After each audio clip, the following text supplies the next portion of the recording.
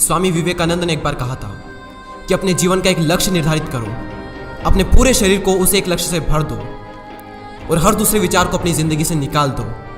यही सफल होने का मूल मंत्र है। हमें से कई लोग डॉक्टर एपीजे अब्दुल कलाम साहब को इंस्पिरेशन मानते हैं, लेकिन क्या आपको पता है कि उनकी इंस्पिरेशन कौन है?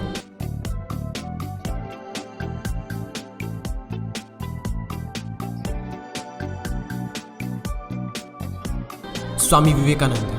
और सिर्फ यही नहीं बल्कि निकोला टेस्ला, सुभाष चंद्र बोस, लाल बहादुर शास्त्री और भी कई सारे ऐसे लीजेंड्स हैं जिनकी इंस्पिरेशन स्वामी विवेकानंद है। आज हम स्वामी जी के जीवन की 3 कहानियां डिस्कस करेंगे और जीवन की बहुत बड़ी सीख है इन तीनों कहानियों में। पहली कहानी, एक बार स्वामी जी को नदी पार करना था और वो नदी के पास में खड़े थे। तभी एक साधु ने आकर उनसे पूछा, क्या आप ही स्वामी विवेकानंद हो? स्वामी जी ने जवाब दिया कि जी हाँ, मैं ही स्वामी विवेकानंद हूँ।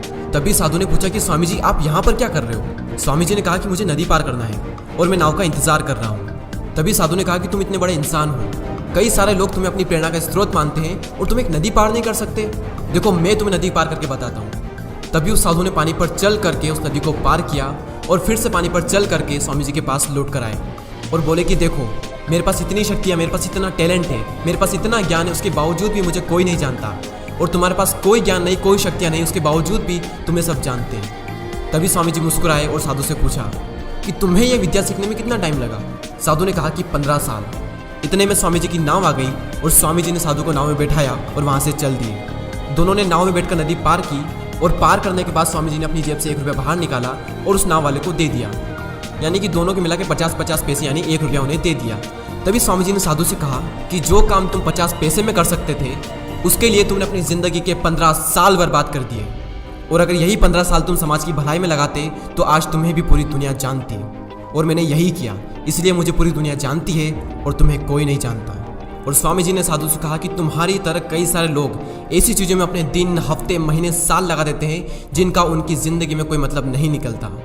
इसलिए अपने टाइम को ऐसी जगह पर लगाओ जहाँ पर उसका एक्चुअल में कोई सेंस निकले, क्योंकि टाइम से बढ़कर इस दुनिया में कोई भी इंपॉर्टेंट चीज़ नहीं है।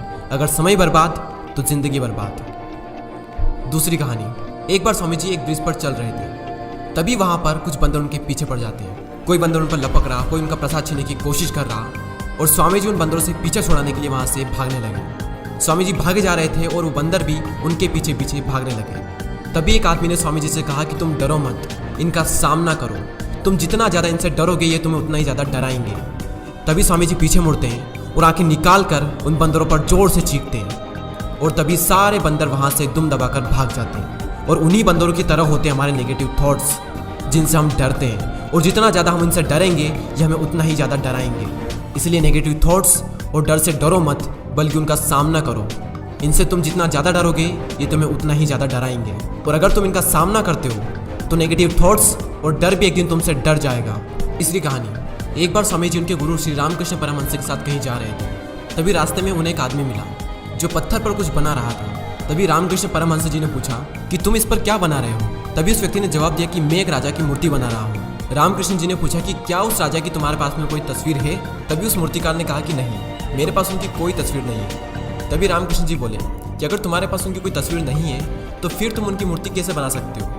तभी उस मूर्तिकार ने जवाब दिया कि भले ही मेरे पास उनकी कोई तस्वीर नहीं है, लेकिन मेरे दिमाग में उनकी स्पष्ट तस्वीर छपी हुई है। और कुछ ही देर बाद उस मूर्तिकार ने राजा की सुंदर मूर्ति बनाई भी। और स्वामी जी ये सारा दृश्य अपनी आंखों से साफ देख रहे थे। और तभी उन्हें अपने कुछ सवालों का जवाब मिल गया कि अगर कोई भी इंसान अपनी ज़िंदगी में कुछ भी पाना चाहता है तो उस मुकाम की या फिर उस चीज़ की तस्वीर उसके माइंड में एकदम क्लियर होना चाहिए। तो दोस्तों उम्मीद करता हूँ कि आपको ये तीनों कहानियाँ पसंद आई होगी। इसी तरह के और भी वीडियोस को देखने के लिए सब्सक्राइब करके बेल आइकन को प्रेस करें। मैं मिलता हूँ आपसे अगली वीडियो में। जय हिंद, जय भारत। वीडियो के एंड तक आ गए हैं तो मेरी तरह आप भी इंस्पायर जरूर हुए होंगे। दोस्तों आपको पता है हम सब बड़े सपने देखते हैं, लेकिन हम में से कुछ ही लोग हैं जो अपने सपने को पूरा कर पाते हैं। इस वीडियो के बारे में अपनी राय नीचे कमेंट सेक्शन में हमें बताएं और अपने दोस्तों के साथ ये वीडियो शेयर करना ना भूलें।